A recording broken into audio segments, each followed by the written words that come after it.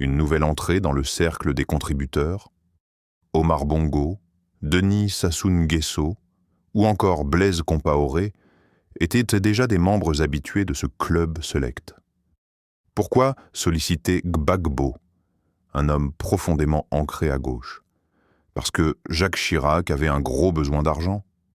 Et la Côte d'Ivoire est un partenaire ultra privilégié de la France, avec des moyens. Son premier partenaire commercial au sud du Sahara et premier producteur mondial de cacao. C'est une puissance agricole. Chirac aimait les sous. Peu importe de qui il venait, il était irrésistiblement attiré par l'argent. C'est aussi simple, et c'est cela, vous journalistes, que vous ne parvenez toujours pas à comprendre. Dominique de Villepin m'a demandé d'obtenir une contribution de Laurent Gbagbo, ce que j'ai fait.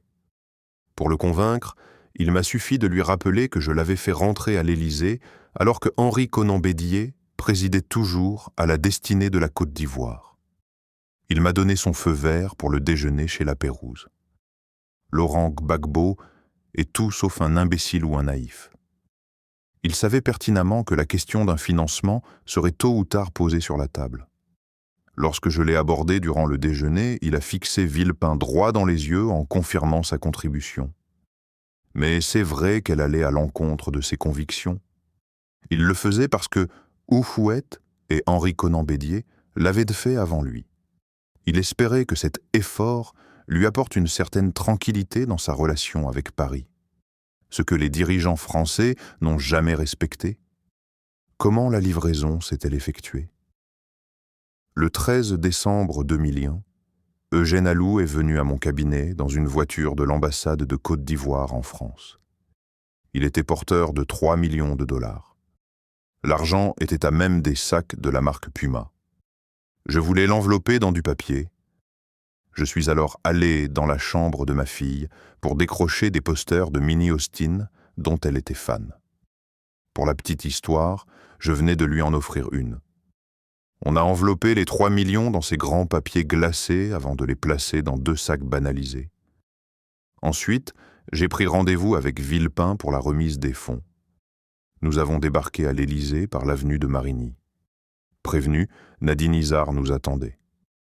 Eugène Alou portait les sacs seul, en demandant constamment si le chemin était encore long. Le pauvre était à bout de force. Arrivé dans le bureau de Villepin, ce combattant politique de longue date aux côtés de Laurent Gbagbo a tenu à lui rappeler que l'homme qu'il servait était fidèle et de parole, mais qu'il ne fallait pas trop le chatouiller.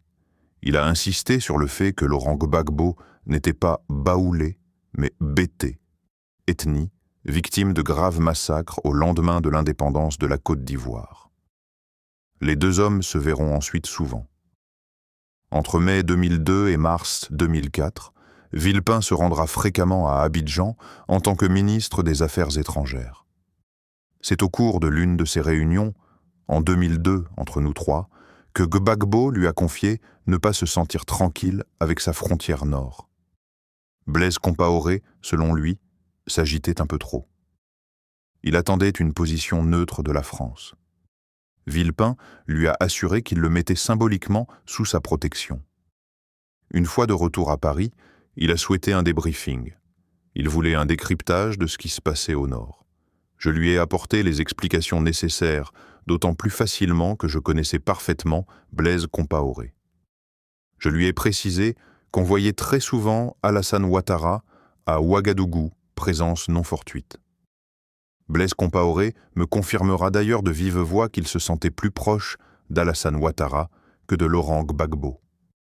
Prenons une pause, et ensuite, lisons ce livre d'espionnage entre la Chine, la Russie et bien sûr les États-Unis d'Amérique. Le maestro chinois et l'oligarque. Une symphonie des secrets. Découvrez comment un pianiste chinois a été instrumentalisé.